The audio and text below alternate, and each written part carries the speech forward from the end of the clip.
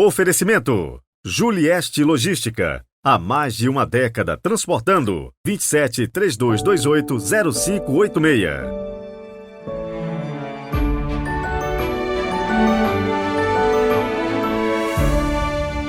33º domingo do tempo comum, 19 de novembro de 2023. Bem-vindos! Hoje quero mandar um super abraço para a Ana Lúcia, que é de Fortaleza, Ceará, e que fez aniversário no dia 17. Não como sempre, eu sempre atrasado, né? Lógico. Deus abençoe sua vida e a vida do seu filho, Mouri, que também te manda aquele super abraço. Rezemos juntos.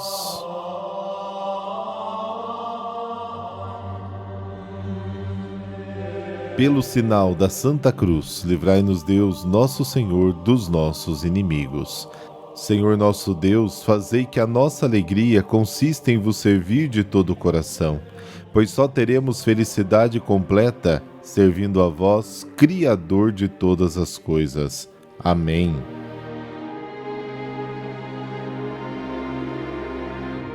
Mateus capítulo 25, versículos de 14 a 30. O Senhor esteja convosco, Ele está no meio de nós. Proclamação do Evangelho de Jesus Cristo segundo Mateus. Glória a vós, Senhor. Naquele tempo, Jesus contou esta parábola a seus discípulos. Um homem ia viajar para o estrangeiro. Chamou seus empregados e lhe entregou seus bens. A um deu 5 talentos, e a outro deu 2, e ao terceiro 1. A cada qual de acordo com a sua capacidade. Em seguida viajou. O empregado que havia recebido 5 talentos saiu logo, trabalhou com eles e lucrou outros 5. Do mesmo modo que havia recebido 2, lucrou outros 2. Mas aquele que havia recebido 1 só, saiu, cavou um buraco na terra e escondeu o dinheiro do seu patrão. Depois de muito tempo, o patrão voltou e foi acertar contas com os empregados.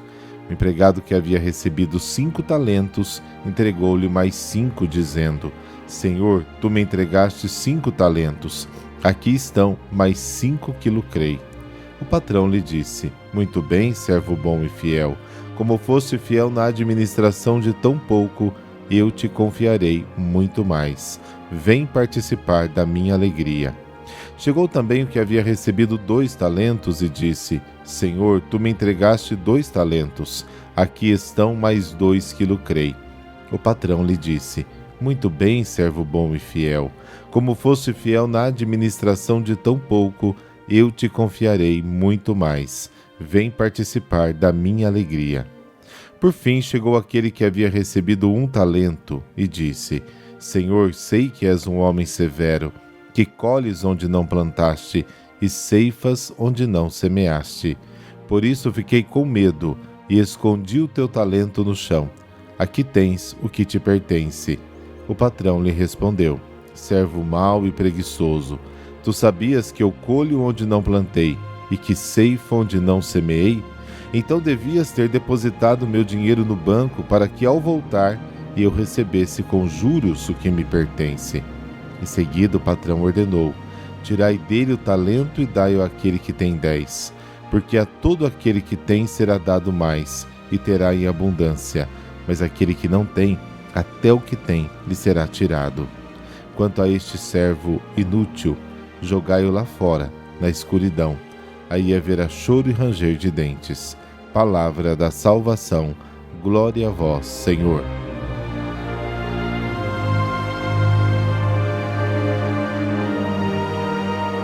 O reino dos céus é um capital que Deus colocou nas nossas mãos. Não podemos deixá-lo improdutivo. Essa história nos ensina a verdadeira natureza do relacionamento que deve existir entre Deus e o homem. É o completo oposto daquele medo servil que busca refúgio e segurança contra o próprio Deus na exata observância dos seus mandamentos. Pelo contrário, é uma relação de amor, da qual podem e devem surgir a coragem, a generosidade e também a liberdade. O servo bom e fiel é aquele que, superando todo medo servil e a concepção farisaica do dever religioso, traduz o Evangelho em atos concretos. generosos, corajosos. Esperar no Senhor significa assumir o risco da própria responsabilidade. Para quem se move no amor e assume o risco das próprias decisões, abrem-se perspectivas sempre novas. Porém, quem permanece inerte e inativo torna-se estéril e improdutivo, e até o que possui lhe será tirado. Não basta não fazer o mal, é preciso praticar positivamente tudo que é bom para todos. A paralisia operacional do cristão é causada pelo medo do seu Senhor. O verdadeiro cristão conhece Deus como amor infinito e isso leva a agir com entusiasmo e dedicação. Por isso o amor atingiu em nós a sua perfeição. Porque temos fé no dia do juízo.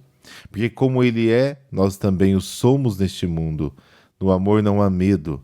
Pelo contrário, o amor perfeito expulsa o medo, porque o medo pressupõe castigo e quem teme não é perfeito no amor. 1 João capítulo 4. O dom de talentos que Deus nos deu é um ato de confiança nas nossas reais capacidades e na nossa boa vontade. Ele não quer que sejamos simples empregados ou executores inconscientes e inconsistentes, mas sim colaboradores conscientes na gestão do seu patrimônio. A observação rude, injusta e maligna que o servo ocioso lança na cara do seu senhor, sei que você é um homem duro, que colhe onde não semeou, contém informações valiosas de Deus, porque reconhece a diligência e a capacidade deste Senhor que sabe lucrar mesmo onde outros não conseguem. Deus sabe tirar o bem até do mal, até do pecado, e Ele quer que seus servos sejam como Ele. O servo ocioso não é apenas preguiçoso, mas também tolo. Seu julgamento sobre o mestre é falso e malicioso. A sua culpa não é apenas a preguiça, a falta de capacidade de correr riscos, mas o desrespeito e a falta de amor para com seu mestre. Não o compreendeu, não confiou nas suas propostas. A história representa a comunidade cristã empenhada nas suas diversas tarefas. A vocação cristã está em risco capital, um dom que deve ser fecundado com trabalho, sabedoria e amor. Cada fiel deve prestar o seu serviço com responsabilidade e coragem.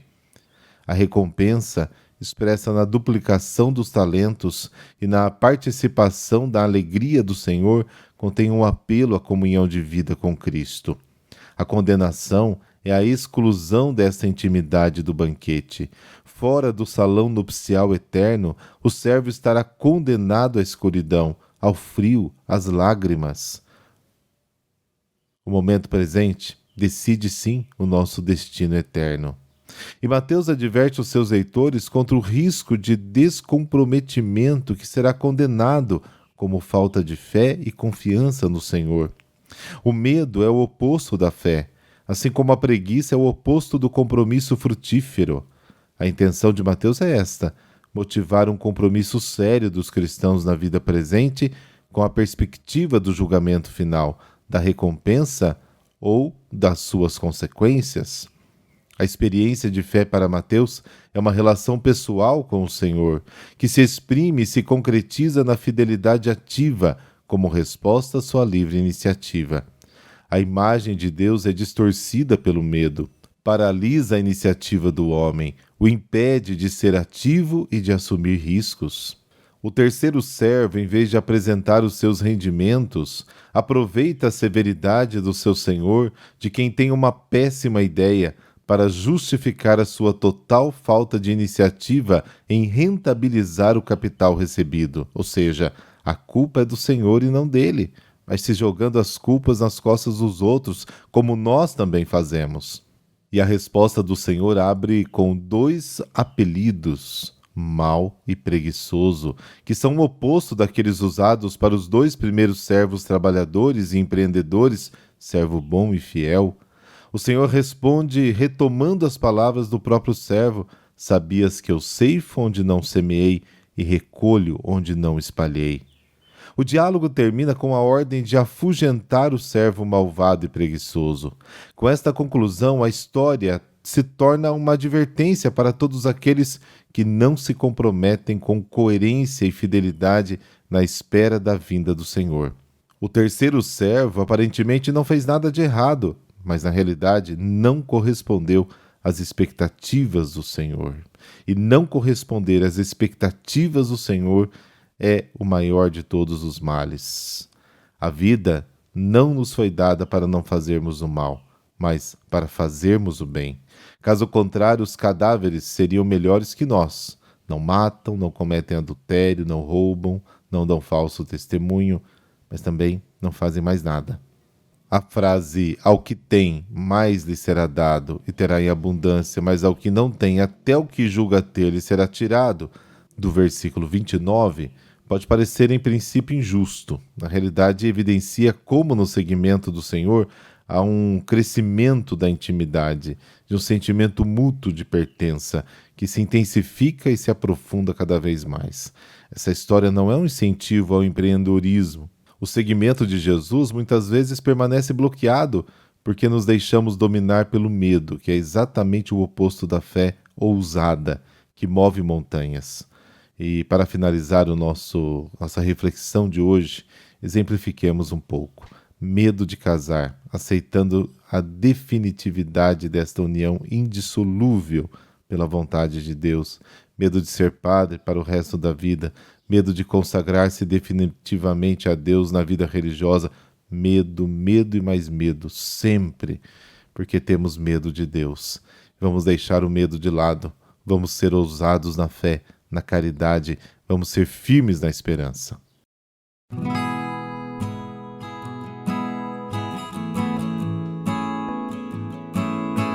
São Rafael de São José, José Kalinowski, nasceu no dia 1º de setembro de 1835 na Polônia, filho de um casal de nobres. A sua vida e a sua fé desabrocharam a sombra do santuário carmelitano de Nossa Senhora de Ostrabrama. Nos estudos foi sempre aluno brilhante. Entrou na academia militar, de onde saiu graduado como tenente engenheiro, e com apenas 25 anos foi promovido a capitão do Estado-Maior. Em 1863, a Polônia se insurgiu contra a Rússia e José foi nomeado ministro da Defesa da Lituânia, o que aceitou com a contrapartida de não haver condenações à morte. Conseguiu o fim da insurreição, mas ainda assim foi preso e condenado à morte, pena que acabaria por ser comutada para a prisão perpétua na Sibéria. Tinha-se então afastado de Deus, mas se confessou, o que valeu a sua verdadeira conversão. Na prisão nunca se queixava. Por maiores que fossem os tormentos, estava sempre pronto a se esquecer de si para ajudar os outros. Desenvolveu uma vida de intensa espiritualidade e devoção a Jesus, José e Maria. Suas únicas companhias foram um crucifixo e o livro A Imitação de Cristo. Liberto e repatriado, entrou na Ordem dos Carmelitas Descalços e tomou o nome de Rafael de São José aos 42 anos de idade. Foi ordenado sacerdote e, através dele, a ordem refloresceu na Polônia. Quando faleceu, estava muito doente, no dia 15 de novembro de 1907.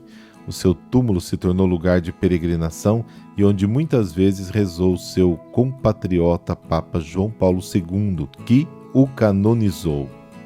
São Rafael de São José levou uma vida agitada e os sucessos no mundo o levaram, apesar da sua boa formação católica, em certo período a algum afastamento de Deus. Porém, as boas raízes não deixaram que se sentisse feliz, longe de casa. E o sacramento da confissão, ao qual depois, como sacerdote, muito enfatizou, lhe restituiu a paz e abriu caminho para a santidade. Que os pais não deixem de valorizar e cuidar muito da formação espiritual dos seus filhos, em especial da importância capital dos sacramentos, fonte das graças que sempre tornarão possível qualquer necessária volta para Deus, a felicidade e paz nesta vida e o prêmio da salvação. Ó Deus, que destes a São Rafael de São José o espírito de fortaleza nas contrariedades da vida. Concedei-nos, por sua intercessão, a disposição de jamais abandonar a fé e de sempre buscarmos a reconciliação convosco, de modo a podermos viver a verdadeira caridade para com os nossos irmãos e irmãs. Amém. Abençoe-vos o Deus Todo-Poderoso, Pai, Filho, Espírito Santo. Amém. Excelente domingo para você e que Deus te ilumine sempre.